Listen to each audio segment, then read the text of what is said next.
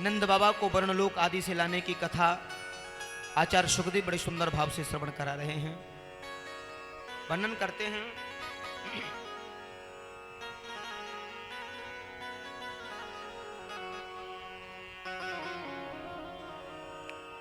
देखिए, दरस परस का जो सुख होता है वो अलग ही होता है।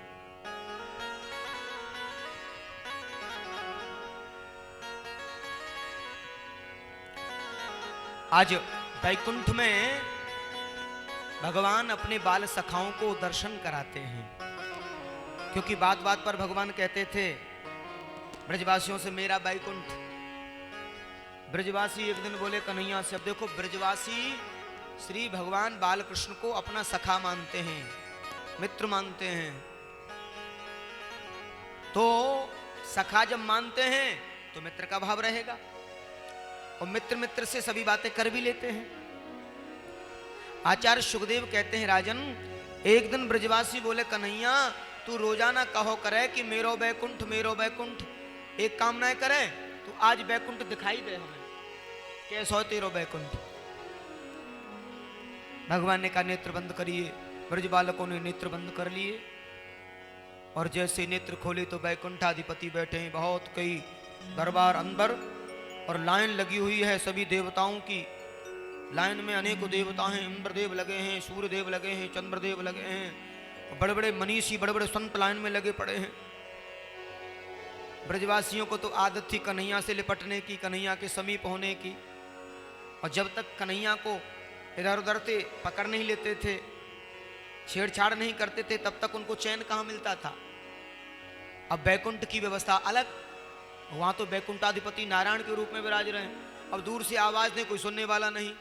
दूर से ऐसे आवाज दे कन्हैया, अब मित्र को बुलाने में कोई संकोच थोड़े ही है। ब्रजवासी बोले, देखो हमारो यार, हमारा मित्र कितनी दूर है, सुन लेगा कि नहीं सुनेगा। इशारा कर रहे हैं, भगवान अपने कार्य में व्यस्त हैं, लगे हुए हैं। चार आ रहे हैं, चार जा रहे हैं, कौन देखे उनको। उधर देवर्षि नारद सबसे पीछे लगे, भाई पूछा कहां से आए हो भैया। ब्रजवासी तो ब्रजवासी, जब ब्रजवासी ऊधम करने में सबसे आगे होते हैं, वहां भी उधम चालू, एक के ऊपर एक। नारद जी के कंधे पे हाथ रख के बोले, ने बाबा ने झुकेगो का। बोले काय को। अरे ने घोड़ा बन जा। बोले काय के ताई। बोले ने यहाँ तक आवाज पहुंच जाए हमारे कन्हैया तक, तो मालूम ना ये हमारो मित्र है। देख आज हद ही है गई, हम सवेरे से लाइन में लगे पड़े, रोजाना या घोड़ा बना ले हम खेल खेल में, और रोज आए जो है महाराज कबू कछू बनावे, कबू कछू बनावे, और बात पड़ जाए तो गाली दे दें आए। और यहां तो जी बातें ही नहीं कर रहे हो हमसे। सुखदेव स्वामी कहते हैं, ब्रजवासियों का जो भाव है वो कितना आनंदमयी भाव है। क्यों? क्योंकि ब्रजवासी भगवान को अपना मानते हैं और अपना सखा मानते हैं। और सखा तो सखा, कैसी भी कोई बात हो कह दी। नारद जी बोले, ये तुम्हारा वृंदावन नहीं है, ब्रज नहीं है, ये बैकुंठ है, यहां उदम ये सब नहीं चलेगा। तो फिर बोले लाइन में लगे रहो, नंबर आ जाएगा। अरे बाबा तू माने कैसे ना, ने हमारी आवाज तो पहुंच जाए, और देख तेरे सामने चार गाड़ी ना सुना दे आए हम। हाँ तेरे काजी होगो ये बैकुंठाधिपति, हम लोगों के लिए हमारा कन्हैया है। हमने तो कल ही इसको घोड़ा बनाया था खेल खेल में। आचार्य सुखदेव कहते हैं, खेलत में को काको गुसैया। ब्रजवासी इतनी सामर्थ्य रखते हैं कि भगवान के साथ में चील झपट खेल खेल रहे थे, सो भगवान का नंबर आ गया। भगवान बोले, मुझे भी घोड़ा बनाओगे? बोले तू कोई बड़े बाप को छोड़ा है, जब हम घोड़ा बने तो वो बनना पड़ेगा। हाँ, और ये भाव केवल ब्रजवासियों का हो सकता है, किसी का हो नहीं सकता। देवर्षि हंसने लगे, तुम अपने उसी भाव को लेके आए हो, यहां वह भाव नहीं चल सकता। क्यों? क्योंकि ये राज दरबार है, वहां ग्वाल है वो, लेकिन यहां राजा है। ब्रजवासी बोले, तेरे का जो राजा होएगा, हमारे का तो वही है। अब तो जो है काफी देर हो गई, नंबर नहीं आया। ब्रजवासी बोले, ओ कन्हैया, हमें तेरो बैकुंठ ना देख लो, जहां से लायो मई छोड़ दे हमें, तो मई मिल लेंगे तोते, कर लिए तेरे बैकुंठ के दर्शन। क्यों? कि न तो यहाँ यमुना मैया दिख रही, ना खेलवे को मैदान मिल रहे हो, ना कोई दूध घी दिख रहे, न कोई गैया चरावे को मिल रही और न तू हमसे बात करवे को मिल रहे हो। तू इतना व्यस्त है गयो है। अरे हमारा तो भूई कन्हैया ठीक है, वहीं खेलेंगे वाके संग। और उसी समय आंख बंद किए हैं, पुनः अपने ब्रज में आ जाते हैं और ब्रजवासी भगवान को सराहते हैं। कन्हैया, तेरे इस लोक में जो सुख मिलता है वो कहीं पर नहीं है। ब्रजभूमि में वो आनंद मिलता है वो कहीं नहीं मिलता है। बाबा को वनलोक से लाए हैं। आज ऐसे प्रेम के चरित्र को सुनाया है। भगवान की जो बाल लीलाएं हैं, कृष्ण चरित्र, वो प्रेम से भरा हुआ है, वो प्रेम में भरा हुआ है। ब्रज 84 कोस की परिक्रमा एक देख, तो लख 84 योन की संकट हरि हर ले।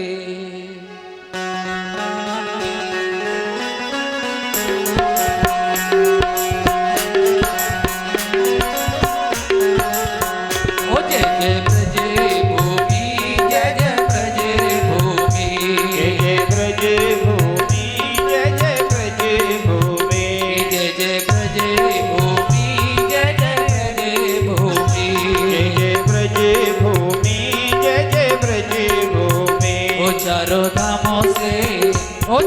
धामों से निराला ब्रज धाम के दर्शन कर लियो जी।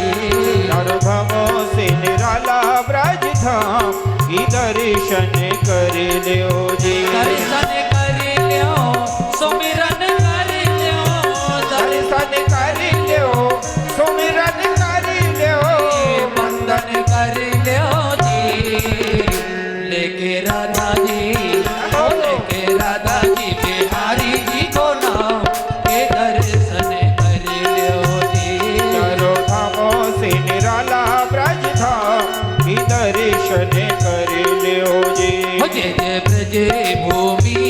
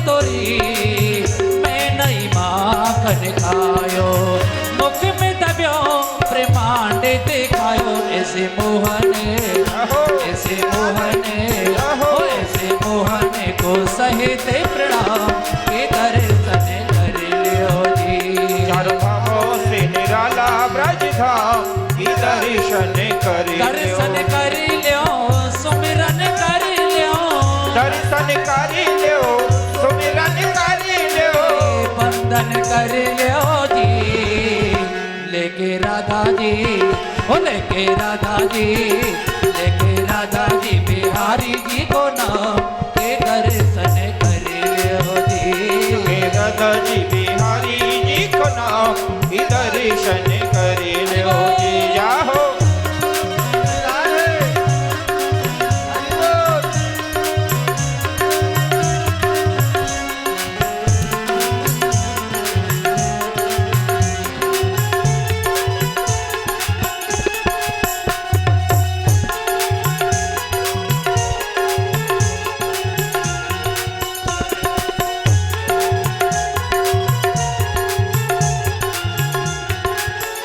परेशाने की राधा, राधा राधा बोल, जिसने मोहन को बांधा, राधा राधा बोल, होरी खेले तो आजा कृष्णा मुरारी, होली खेले तो आजा कृष्ण मुरारी, बरसाने में बुला गई राधा प्यारी, बरसाने में बोला गई राधा प्यारी, ओ आना बरसाने में आ जाइयो बुला गई राधा प्यारी, आना बरसाने में आ जाइयो बोला गई राधा प्यारी, बुला गई राधा प्यारी, बुला गई राधा प्यारी, बोला गई राधा प्यारी, बोला गई राधा प्यारी, काना जहो, ओ काना, जहो। काना बरसाने में आ जाइयो बुला गई राधा प्यारी, आना बरसाने में आ जाइयो बोला गई राधा प्यारी, दोनों एक दूरे के प्रेम में पुजारी, दोनों मिल के, जहो दोनों मिल के, जहो। दोनों मिल के बहनों जी एक नाम के दर्शन कर लियो जी। चारों धामों से निराला ब्रज धाम की दर्शन कर लियो जी। ओ वृंदावन सुहावन, क्या कहिए, भय प्रेम सो पावन, क्या कहिए, बांके बिहारी कहूँ कुंज बिहारी, बाकी बिहारी कहो कुंजी बिहारी, स्वामी हरिदास के हरि पे बलिहारी, स्वामी हरिदास हरि पे बलिहारी, अजहुर से यारा से मोरारी, कुंजनों की, कुंजनों की, कुंजन की छटा है अभिराम के दर्शन कर लियो जी। चारों धामों से निराला ब्रज धाम की दर्शन कर लियो जी। जय जय ब्रजे भूमि, जय जय ब्रजे भूमि, जय जय ब्रज भूमि, जय जय ब्रज भूमि, ओ जय जय ब्रजे भूमि, जय जय ब्रजे भूमि, जय जय ब्रज भूमि, जय जय ब्रज भूमि, जय जय ब्रज भूमि, जय जय ब्रज भूमि, जय जय ब्रज भूमि, जय जय ब्रज भूमि, जय जय ब्रज भूमि, जय जय ब्रज भूमि। रासलीला रास पंचाध्यायी भागवत के पंच प्राण बताए हैं और यहीं से रासलीला का प्रसंग प्रारंभ होता है। और देखिए, जो व्यक्ति नित्य प्रति रास पंचाध्यायी का अनुसरण करते हैं और रात्रि में इसका स्वाध्याय करते हैं तो निश्चित रूप से भगवान का मिलन होता है, ऐसा वर्णन है।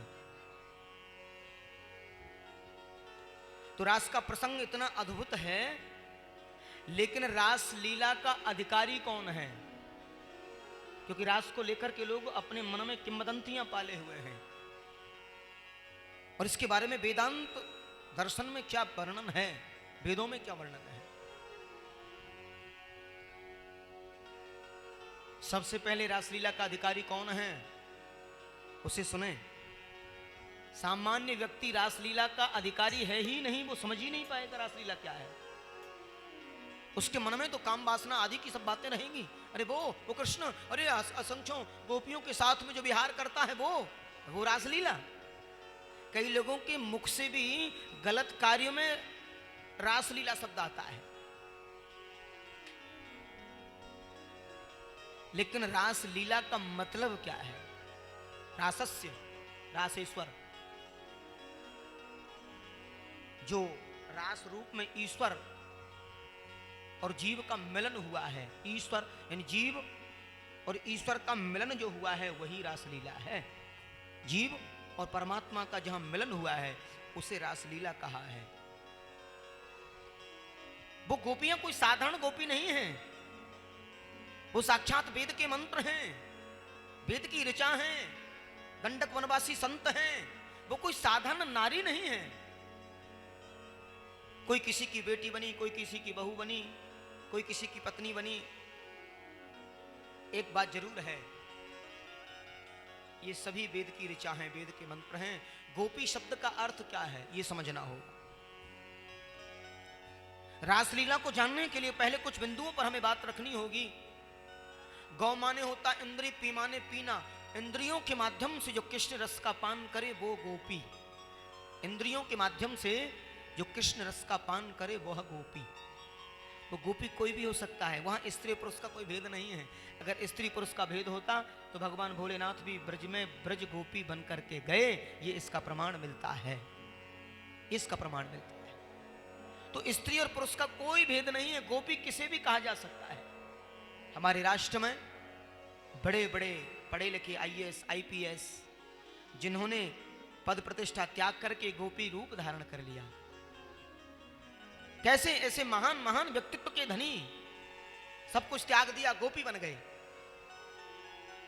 अभी हरियाणा कैडर से एक महिला ब्रज में गोपी बनी है, जो आईपीएस से सेवा निवृत्त होने से पहले ही छुट्टी ले ली सरकार से। अरोड़ा मैडम वृंदावन में पहुंची हैं अभी हरियाणा कैडर से। उससे पहले आईजी पांड्या, कौन नहीं जानता आईजी पांड्या को, जिन्होंने आईजी के पद से इस्तीफा दे करके बोले मुझे वृंदावन में राधा रमण के चरणों में रहना है, और गोपी बनकर के आज भी वृंदावन की गलियों में भ्रमण करते हैं आईजी साहब। ये प्रमाण है, ये अब इस समय के प्रमाण है। कितने पढ़े लिखे बच्चे, कितनी पढ़ी लिखी बेटियां, कितने पढ़े लिखे दिव्य लोग ब्रज में ब्रज गोपी का भाव लेकर के आते हैं।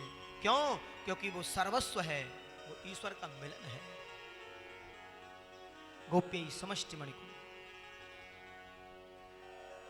तो सबसे पहले हमें समझना होगा गोपी भाव को कि प्रथम सुमेरे भागवत भक्त भगवत बानी, द्वितीय आराधे भक्ति व्यास नव भात बखान। प्रथम सुमिर, सबसे पहले क्या सुमिरना है? प्रथम सुमिर भागवत भक्त भगवत वाणी। जीवन में अगर रासलीला को जानना है तो पहले भागवत सुननी होगी। जीवन में अगर ब्रज गोपी बनना है, गोपी भाव अपने हृदय में लाना है, तो हमें भागवत श्रवण करनी पड़ेगी। भाके कहे से खुल जात भाग जीवन के, और गा के कहे से गरि गुमान गल जात है। और बाके कहे से वर्णन होत विष्णुदासन को, ताके कहे से तन तरुण ही दिखात है। और भगवान की कृपा सो, ये भागवत शब्द का अर्थ है, बड़े ध्यान से सुने। भाके कहे से खुल जात भाग जीवन के, गा के कहे से गरि गुमान गल जात है। और वाके कहे से वर्णन हो तो विश्वदासन को, ताके कहे से तन तरुण ही दिखाता है। नब तरुणता आती है भागवत सुनने से जीवन में। और भगवान की कृपा सो, भगवान की कृपा सो भागवत सुन जाय जीव। सुरपुर को बास जय सहज मिल जात है। भगवान की कृपा से एक बार जीव जब भागवत सुन लेता है तो परमात्मा के धाम का जो वास है उसे सहजता से मिल जाता है, इसमें कोई संदेह नहीं है। तो प्रथम सुमेरे भागवत भक्त भगवत बानी, द्वितीय आराधे भक्ति व्यास नव भांति बखानी। 9 प्रकार की भक्ति होती है। भक्ति एक प्रकार से नहीं होती। भक्ति के कितने प्रकार हैं? 9 प्रकार से भक्ति की जा सकती है। कि तृतीय करे गुरु दक्ष सर्वज्ञ रसीलो, चौथे होय विरक्त बसे बनराज बसीलो। तृतीय करे गुरु। जीवन में अगर महाराज को समझना है और जीवन के इस परम तत्व को जानना है, परमात्मा को पाना है, तो हमें सदगुरु की शरण में जाना होगा। और जिसके जीवन में गुरु नहीं उसका जीवन शुरू नहीं। जिसके जीवन में गुरु नहीं उसका जीवन शुरू नहीं। बगैर गुरु के कभी जीवन सुधर नहीं सकता और बगैर गुरु के कभी मुक्ति भी नहीं मिल सकती और बगैर गुरु के किया हुआ पुण्य शायद नहीं मिल पाता है। तो जीवन में गुरु होना चाहिए। सदगुरु कैसा हो, यहां वर्णन दिया है। सदगुरु कैसा हो? बोले सदगुरु दक्ष हो, विद्वान हो, प्रवीण हो, सर्वज्ञ हो, समस्त प्रकार से जानने वाला हो, सर्वज्ञाता हो, सर्वंतर्यामी हो। गुरु की उपमा। और जो विद्वान के साथ साथ त्यागी भी हो, लोभी लालची ऐसा गुरु ना हो। और गुरु कैसा हो? बोले गुरु भावुक हो, रसिक हो, रूखा ज्ञानी ना हो। क्योंकि रूखा ज्ञानी खुद तो डूबेगा, शिष्य को और ले डूबेगा। तो गुरु कैसा हो? ज्ञानी के साथ साथ वो प्रेमी भी हो, रसिक हो। प्रेमी रसिक, भगवत रसिक, रसिक की बातें रसिक बिना को समझ सके ना। तो सदगुरु रसिक भी होने चाहिए, प्रेमी भी होने चाहिए। अपने शिष्य से अगर मिलते हैं तो उसका कुशल क्षेम लें, प्रेम और सौहार्द से उसके कष्ट को निवृत्ति करने का प्रयास करें। ऐसे परम गुरु का होना जीवन में जरूरी है। अब शिष्य भी ऐसा हो जैसे गुरु हो। शिष्य भी ऐसा ना हो केवल मतलबी हो, केवल मतलब सिद्ध वाला हो। जैसे गुरु हो वैसे शिष्य भी हो। शिष्य की भी कामना उसी प्रकार की होनी चाहिए, उसके अंतर हृदय में शिष्यत्व का भाव रहे। कहीं ऐसा ना हो, पुराने जमाने में कहते थे कि गुरु बनाओ जान के और पानी पियो छान के। अभी आजकल तो ऑलरेडी पी रहे हैं पानी छान छान के, किस लिए? नुकसान करता है इसलिए। और गुरु भी जान के बनाना चाहिए। कहीं बनाने में गड़बड़ी हो गई ना तो कल्याण हो जाएगा। क्यों? क्योंकि लोभी गुरु, बलराम जी, गुरु अगर लोभी हो और चेला लालची हो तो फिर क्या होता है मालूम है? लोभी गुरु और लालची चेला और दोनों मिले नरक में, फिर हो जाए ठेलम ठेला। लोभी गुरु लालची चेला हो नरक में ठेलम ठेला। ऐसे भी गुरु नहीं होने चाहिए। गुरु कैसे हो? जो शिष्य के अंतर हृदय को समझे। पुरे अग्रे हितम इत पुरोहिता। बोले गुरु ऐसे हो जो शिष्य के संकटों को हरने वाले हों और अंतः मन से उसका कल्याण चाहने वाले हों कि मेरा शिष्य आगे बढ़े, मेरा शिष्य प्रगति करे। क्योंकि शिष्य की प्रगति में गुरु का ही सौहार्द है। अगर शिष्य बढ़ता है तो गुरु को मान सम्मान और प्रतिष्ठा मिलती है। तो गुरु के अंतर हृदय में शिष्य के प्रति यह भाव होना चाहिए। सारे तीरथ धाम आपके चरणों में, चरणों में। सारे तीरथ धाम आपके चरणों में, चरणों में। हे गुरुदेव प्रणाम आपके चरणों में। ओ सारे तीरथ धाम आपके चरणों में, चरणों में। हे गुरुदेव प्रणाम आपके चरणों में। सारे तीरथ धाम आपके चरणों में, चरणों में। हे गुरुदेव प्रणाम आपके चरणों में।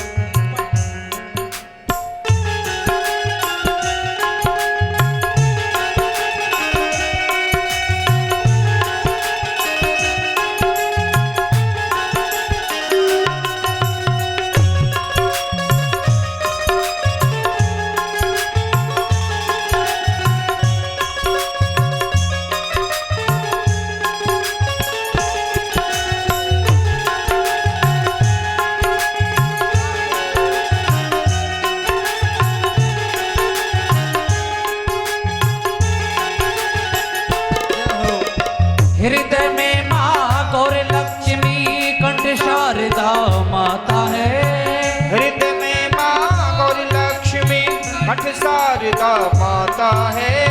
हृदय में माँ गौरी लक्ष्मी कंठ शारदा माता है। जो भी मुख से वचन कहे वो वचन सिद्ध हो जाता है, वचन सिद्ध हो जाता है।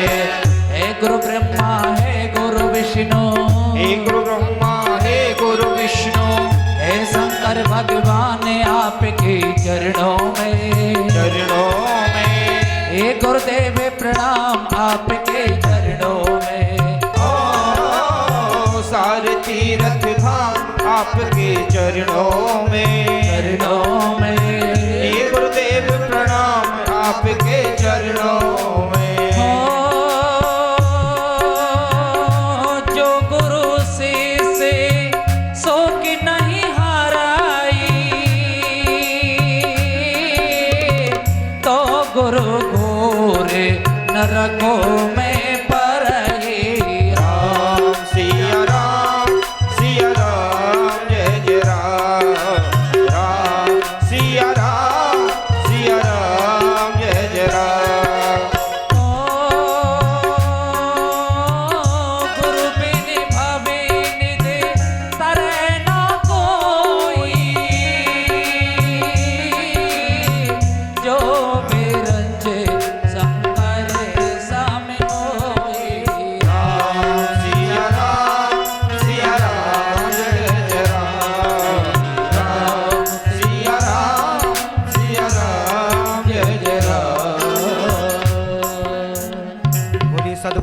भगवान की। सदगुरु का होना बहुत जरूरी है। तो गुरु के बारे में उपमा की, कैसे गुरु चाहिए।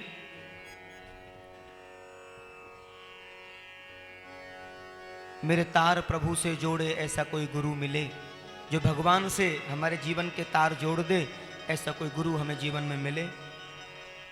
तो तृतीय करे गुरु दक्ष सर्व गिरसीलो, चौथे होय विरक्त बसे बनराज बसीलो। कि पांचे भूले देह सुध, तब छठे भावना रास की, और साते पावे रीति रस श्री स्वामी हरिदास की, श्री स्वामी हरिदास की। इस प्रकार से रास का अधिकारी होता है जीव, तब जाके रास की लीला समझ में आती है। और आज भगवान ने परम पावन मुरली का निनाद किया है। आइए रासलीला की ओर चलते हैं। बलराम जी, बड़े आनंद की कथा है। 84 कोस के अंतराल में जितनी भी ब्रज गोपियां हैं, भगवान यमुना के किनारे और मुरली बजा रहे हैं। मुरलीधर मुरली बजा रहे हैं। कौन मुरली बजा रहे हैं? मुरलीधर। कैसा भाव लिया है। और ऐसी मुरली को बजाया है कि निसम्य गीत नंद गवर्धनम ब्रजस्त्रियम कृष्ण गृहीत मानसा, आज गम्यो नम लिखितोद्धमा स यत्र कांतो जबलो लकुंडल। जो गोपी जिस कार्य में व्यस्त थी, उस कार्य को छोड़ करके दौड़ रही है। कहां? यमुना की ओर। कहां दौड़ रही हैं? यमुना की ओर। मानो उनको प्रतीत हो रहा है कि इस मुरली में कृष्ण हमारा नाम ले ले करके हमें पुकार रहे हैं, हमारा नाम ले रहे हैं और हमें बुला रहे हैं। सबको लग रहा है। एक गोपी गाय दुहा रही थी, आधी गाय दुहाई आधी नहीं दुहाई, दौड़ ली यमुना की ओर। हाँ, आधी गाय दुहाई आधी नहीं दुहाई, दौड़ ली यमुना की ओर। एक गोपी घर में भोजन प्रसादी बना रही थी, आधा बनाया आधा नहीं बनाया, दौड़ ली यमुना की ओर। एक अपने पति को भोजन करा रही थी, आधा भोजन कराया आधा नहीं कराया, दौड़ ली यमुना की ओर। एक श्रृंगार कर रही थी, आधा श्रृंगार किया आधा नहीं किया, दौड़ ली यमुना की ओर। ऐसी अस्त व्यस्त विषम परिस्थिति हो रही है। आज एक ने साड़ी पहनी, वर्णन आया है कि एक ने लहंगा पहना, साड़ी पहनना ही भूल गई, दौड़ ली यमुना की ओर। ऐसी अस्त व्यस्त स्थिति हो रही है, उनकी मनस्थिति बदल गई है। मुरली को सुनकर के मनस्थिति बदली। एक ब्रजगोपी जाने को तैयार थी, उनके पतिदेव ने रोक दिया, कहां जाती हो, रुक जाइए, तुम्हें नहीं जाना। लेकिन ब्रजगोपी के मन में तो कृष्ण की लालसा है, कृष्ण दर्शन लालसा। उन्होंने कहा, तुम्हें इस शरीर से, इस तन से प्रेम है, इसमें शहद लगाओ, तरकरा लगाओ। शरीर जरूर आपके पास है, लेकिन मेरा मन, मेरा अंतर हृदय तो कब का पहुंच गया है कृष्ण के पास। आप इसे यहीं रख सकते हो। कमरे में बंद कर दिया, बोले आप चाहे जो करो, मेरा मन तो कृष्ण के पास में कब का जा चुका है, हम तो कृष्ण के हैं। कृष्ण बदम परकांतम न तू ब्रह्मतया मुने, गुण प्रवाहो परमस्तासां गुणधिया कथं। इन ब्रजगोपियों का कृष्ण के प्रति जो अनुराग है, जो अनुरक्ति है, महाराज अनुरक्ति प्रेम की तो नहीं। क्यों? क्योंकि परमात्मा को वो कांत मानती हैं, उन्हें प्रियतम मानती हैं, और ऐसा मान करके कृष्ण चरणों में प्रेम करना क्या ये अच्छी बात है? आदरणीय सुखदेव स्वामी कहते हैं, जब जीव के मन में भाव से कृष्ण के प्रति तन्मयता आ जाती है और उस समय कृष्ण विरह की अग्नि प्रस्फुटित होती है, समस्त कर्म उसमें जलकर के भस्म हो जाते हैं। मिलन की विरह की जब अग्नि प्रस्फुटित होगी तो जितने भी कर्म हैं वो सब जलकर भस्म हो जाते हैं। एक बार प्रेम से बोलिए राधे राधे। राधे राधे। आज राधे राधे बोलने में कंजूसी। राधे राधे।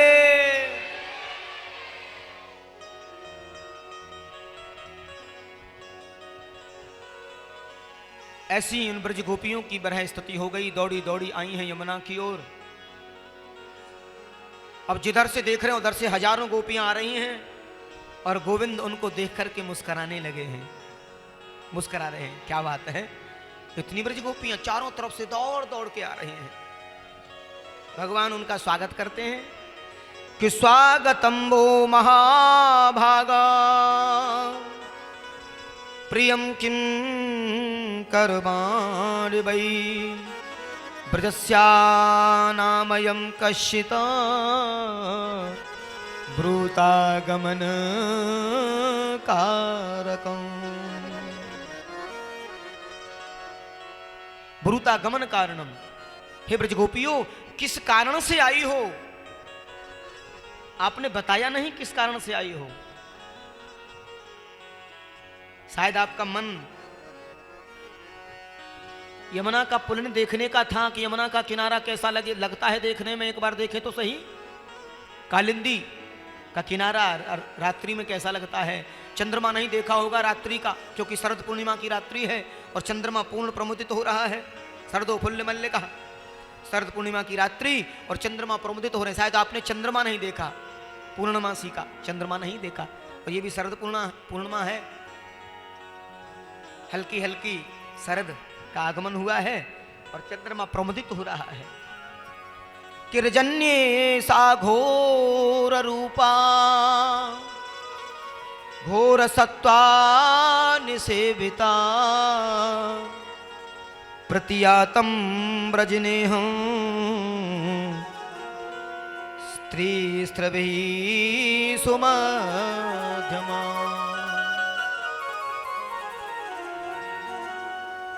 ये रात्रि कितनी घोर रूपा है, कितनी घोर रूपा रात्रि है। देवियों, ऐसी रात्रि में तुम अपने पतियों को छोड़ करके आई हो। ब्रज गोपियां बोली, पहले तो बुलाते हो और फिर ऐसा पूछते हो, पहले बुलाते हो फिर ऐसे पूछते हो, ये क्या? सुखदेव स्वामी कहते हैं, परीक्षित, परमात्मा का ये विषय है कि पहले, परमात्मा का ये विषय है कि पहले बुलाते हैं और बुला करके फिर उसकी परीक्षा लेते हैं, ये कच्चा है या पक्का है।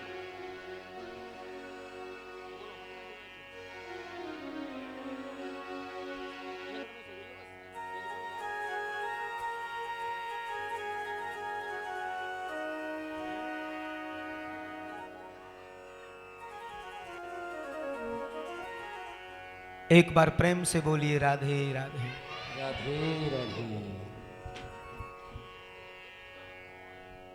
उक्त पुरस्ताद तेन चेद्य सिद्धीयतागत दिसन्न पिरसिकेशं किमुताधोक्षजे प्रिया।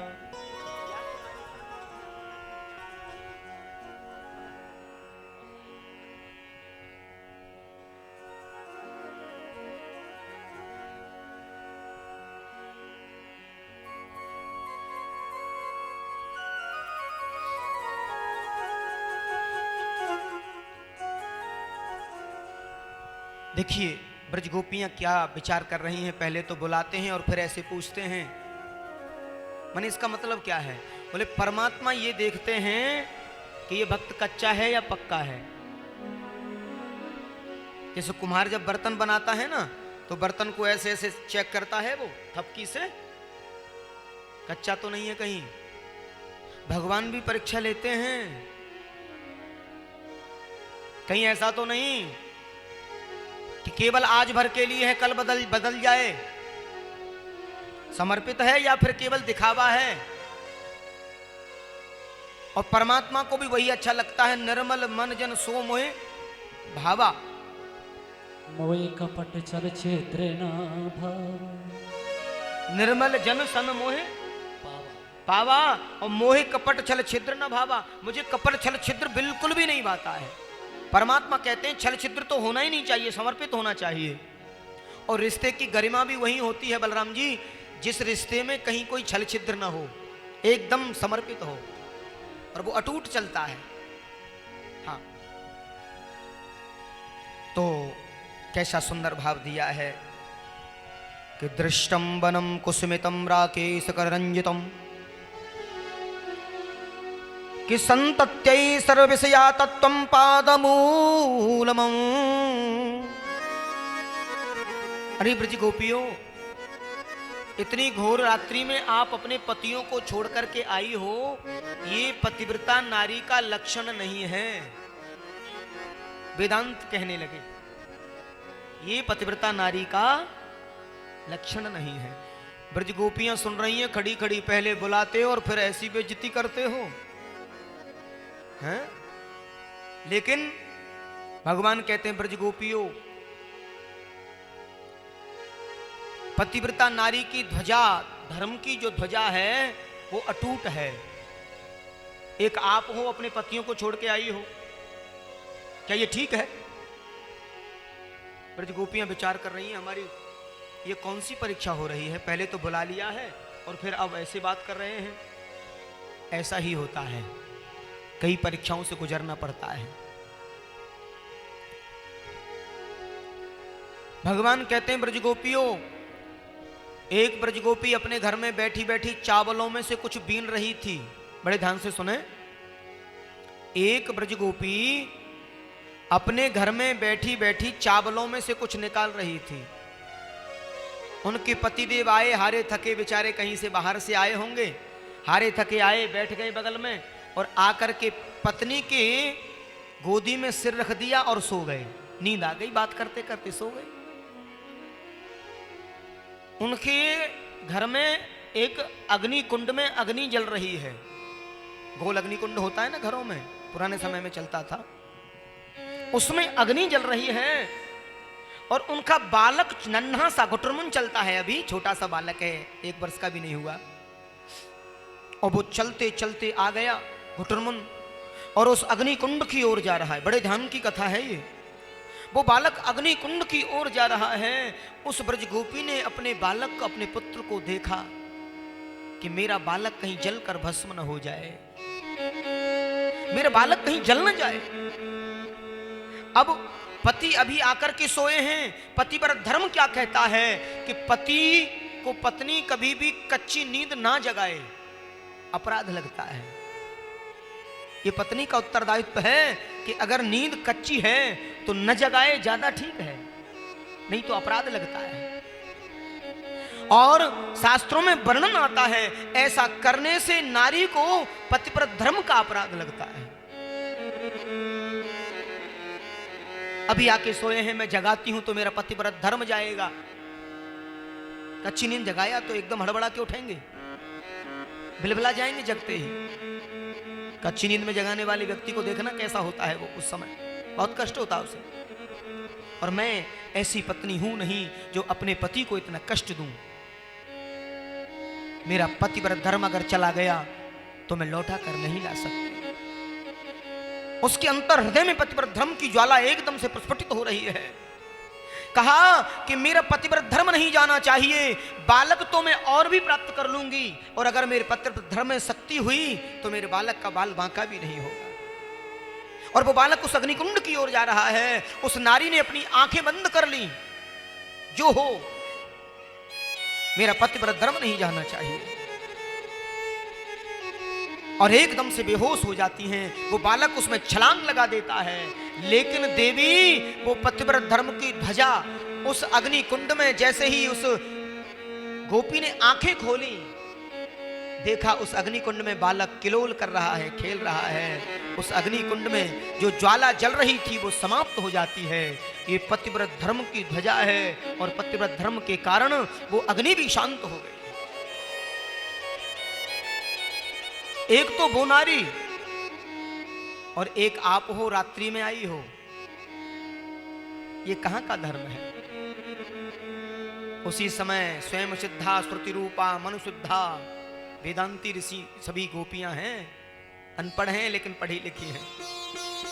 वेद के जो 16,000 मंत्र हैं उपासना कांड के, उपसमीपे इति उपासना, स्पर्श सुख के माध्यम से भगवान के जो समीप गए हैं उसे उपासना कहते हैं।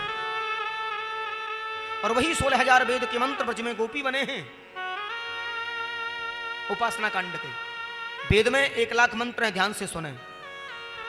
80,000 होते हैं कर्म कांड के, 16,000 होते हैं उपासना कांड के। ध्यान से सुने, वेद में कितने मंत्र होते हैं? आप सनातनी है, थोड़ी थोड़ी बातें जरूर याद रहनी चाहिए। 1,00,000 मंत्र। कितने? 1,00,000, जिनमें 80,000 होते हैं कर्मकांड के। जन्म से लेकर मृत्यु तक का जो कर्म किया जाता है उसे कर्मकांड कहा जाता है। 80,000 कर्मकांड के। अभी कितने बचे? 20,000।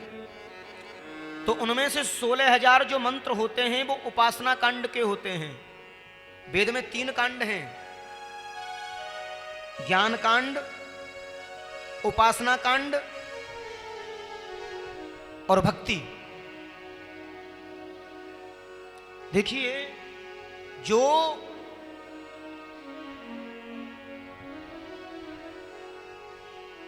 कर्मकांड, ज्ञान कांड और उपासना कांड, ये 3 कांड बताए हैं, जिनमें 80,000 कर्मकांड के हैं और 16,000 उपासना कांड के हैं, और 4,000 जो हैं, जो बचे हैं, वो ज्ञान कांड के हैं। तो 16,000 जो मंत्र हैं वो ब्रज में गोपी बन करके आए हैं। दंडक वनवासी संत जो है ब्रज में गोपी बन, ये मैंने आपको बता दिया। उधर वर्णन आता है, उनमें से एक ब्रज गोपी खड़ी होती है और दोनों हाथ जोड़, बड़े ध्यान से सुने, वेदांत का प्रभाव होगा यहाँ। वो सामर्थ्य है उन ब्रज गोपियों में जो भगवान से संवाद कर रही हैं। खड़ी हो गई, हाथ जोड़ करके कहा, प्रभु पहले तो बुला लेते हो, बाद में फिर इस तरह परिचय लेते हो, पर हम भी वो नहीं जो कहीं रुकने वाली हैं, क्योंकि हमने तो सब कुछ जान लिया है। जो जान है तेह देह जनाई और जानत तुम ही हो जाए। हमने आपको जान लिया है। और आपने कहा कि पतिव्रत धर्म की ध्वजा, सच्चे पति पत्नी का संबंध। एक बात कहें प्रभु जी, ऐसी 2-4 कथा हम पे भी आमे, सुनना चाहोगे? भगवान हंसने लगे, तुम भी कथा सुनाने लग गई? बोले हाँ, जब आप कथा सुना रहे हो तो हम नहीं सुना सकती? हम भी सुना सकती हैं। वो ज्ञान का प्रभान हमारे हृदय में भी व्याप्त है। भगवान के सामने खड़ी हो गई ब्रजगोपी, बोली एक पंडित जी की नई नई शादी भई महाराज जी, संवाद चल रहा है। भगवान बोले फिर शादी भई? बोले पंडित जी की शादी नई नई हुई, ब्राह्मणी नई शादी होकर के आई, और उनका रोज का नियम कि पतिदेव के भोजन करने के बाद में भोजन करती, परिवार के सब लोगों को करा देती, पति को देती, उसके बाद में भोजन करती। और पुराने जमाने में नियम था कि पति के बाद में ही भोजन करना, पहले नहीं। अभी आजकल तो रसोई में खड़े खड़े चेक हो जाता है पहले ही। हाँ, थोड़ी देर हो जाए ना तो खावे मत खावे, मैं तो खा लूं, तेरे चक्कर में काहे भूखी मरूं। हाँ, और एक और नया पाश्चात्य सिस्टम आ गया है हमारे समाज में। क्या? बोले पति पत्नी दोनों ही पैर फैला के बैठ जाते हैं साथ में, दोनों ही। अब ऐसे समय में कोई अतिथि आ जाए तो बताओ होगा क्या? दोनों ही लग रहे हैं। अतिथि आएगा तो कौन दरवाजा खोलेगा? या तो खड़ा ही रहेगा बेचारा। अब झूठे हाथ से अगर उसको तुम पानी भी नहीं दे सकती, और बीच में भोजन छोड़ के जाना भी अपराध है। हाँ, तो क्या ये हमारी पद्धति है? लेकिन कुछ माताएं तो इस बात पर झगड़ जाती हैं, हमारे साथ भोजन क्यों नहीं किया आपने, झगड़ जाती है। लेकिन ये हमारी पद्धति नहीं है। पति के भोजन करने के बाद में पत्नी को करना चाहिए। भले उसी थाली में कर ले, ज्यादा अच्छी बात है, कोई बात नहीं। अच्छा, इससे कोई बड़ा कोई छोटा नहीं होता है, ये हमारे संस्कार हैं, संस्कृति है। पति परमेश्वर का रूप होता है। एक बार प्रेम से बोलिए राधे राधे राधे राधे। उधर ब्रज गोपियां कहती हैं, भगवान उस पंडिताइन की नई नई शादी भई, पंडित जी को बाहर जाना था कथा सत्संग करने। अब कहने लगी कि आप जब बाहर चले जाओगे तो मैं कैसे भोजन करूंगी, और मुझे कैसे मालूम रहेगा कि आपने भोजन कर लिया? तो पंडित जी बोले ऐसा करो, मेरा फोटो रख लो, मेरा प्रतिबिंब रख लो। उस जमाने में हाथ के फोटो चलते थे, हाथ से बनाने वाले। पंडित जी ने अपना फोटो बना के दे दिया 8 कला से, बोले इसको रख लेना, इसकी रोज पूजा करना, भोग लगाना और फिर भोजन पाना। अब कई महीने बाद पंडित जी लौटे परदेश से और नियम बता दिए, घर से बाहर मत जाना, प्रधान दरवाजा बंद रखना, ज्यादा इधर उधर बातचीत मत करना, सारे नियम बता दिए। पंडित जी आए, दरवाजा खटखटाया, दरवाजा खोलो, आवाज लगाई, और उसी समय ब्राह्मणी उस फोटो का भोग लगा रही थी भोजन बना के। भगवान से ब्रज गोपियां बोली, प्रभु बताओगे उस गोपी को, उस ब्राह्मणी को दरवाजा खोलना चाहिए या फिर फोटो का भोग लगाना चाहिए?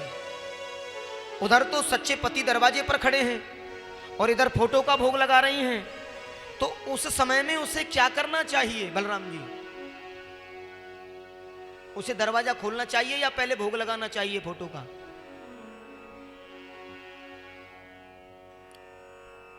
एक कड़ा पे 2 बिंदी और बाप पे नाचे गोविंदी। कोई विद्यार्थी फेल होता है ना तो 2 बिंदी रख देते हैं, 00 रखते हैं ना। मास्टर जी आप जब कॉपी चेक करते थे 0000, यहां तो हमारे मास्टर जी और ये सब फेल ही हो गए, यहां 00 लग गई। कैसे मालूम है? अरे भगवान कहते हैं ब्रज गोपियों से, गोपियों ये भी कोई पूछने की बात है?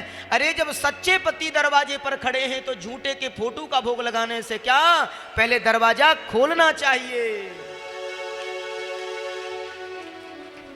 उसी समय ब्रज गोपियां खड़ी हो जाती हैं, कहा प्रभु यही तो हम आपके मुख से सुनना चाहती थी, यही सुनना चाहती थी। क्यों? क्योंकि संसार के सच्चे पति, सच्चे परमात्मा तो केवल आप हैं, आप हैं, आप हैं। भगवान विहल हो गए, आज आपने मेरे विश्वास को जीत लिया है। और आइए, कहा क्या इच्छा है? बोले हमारी इच्छा है आप हमारे साथ रास करो, स्पर्श सुख की कामना। हाँ, आज रास प्रारंभ हुआ। कहते हैं रास करते करते ब्रज गोपियों के मन में अभिमान आ गया। कई बार होता है ना, ज्यादा नजदीकी हो जाती है किसी से तो मन में लगता है कि बस अब तो हमारे सामने कौन है, बताइए, हम इनके साथ हैं, ये हमारे साथ रास कर रहे हैं, नृत्य कर रहे हैं, खेल रहे हैं। ब्रज गोप, अब देखिए भक्ति में प्रेम में कभी अभिमान नहीं चलता, भक्ति में प्रेम में कभी अभिमान नहीं चलता। प्रेम में भक्ति में अभिमान नहीं करना चाहिए। एक बार प्रेम से बोलिए राधे राधे राधे। तो क्या करना चाहिए? बोले वहां अभिमान को त्याग करके ही भक्ति हो सकती है, प्रेम हो सकता है। ब्रज गोपियां कहती हैं प्रभु हम बड़ी भाग्यशाली हैं।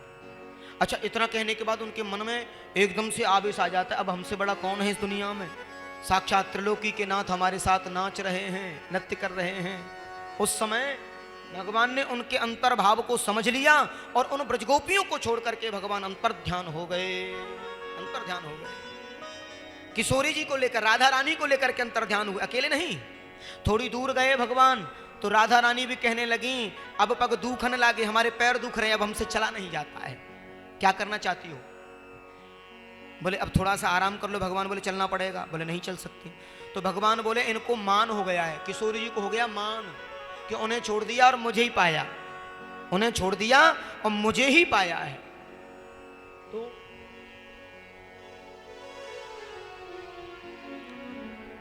एक बार प्रेम से बोलिए राधे राधे राधे राधे। उधर ब्रज गोपियों से अंतर ध्यान हुए। भगवान बोले किशोरी जी क्या चाहती हो? बोले मैं चल नहीं पाऊंगी। तो बोले आप मेरी पीठ पर बैठ जाओ, मेरी पीठ पर बैठ जाओ। जैसे ही भगवान झुके और किशोरी जी ऐसे झुकी चढ़ने के लिए, उसी समय भगवान वहां से भी अंतर ध्यान हो गए। बोले इन्हें भी मान हो गया है। अभिमान और मान दोनों भगवान को नहीं चाहिए। अब तो उधर ब्रज गोपियां रो रही हैं, बिलख रही हैं, उधर राधा रानी रो रही हैं, बिलख रही हैं। और दोनों ने मिलकर के, सभी गोपियों ने और राधा रानी ने मिलकर के गीत गाया है और दोनों से मिली हैं। ब्रज गोपियां इधर उधर देख रही हैं, यमुना का पुलिन देख रही हैं। उससे पूर्व यमुना के पुलिन में खड़ी हैं और यमुना कालिंदी से पूछ रही, कालिंदी कहीं आपकी इन सामरी धारा में हमारे कृष्ण कहीं विलुप्त तो नहीं हो गए, कहीं इनमें तो नहीं छुपा लिया? हे तुलसी, कहीं आपने हमारे कृष्ण को अपनी लताओं में तो नहीं छुपा लिया?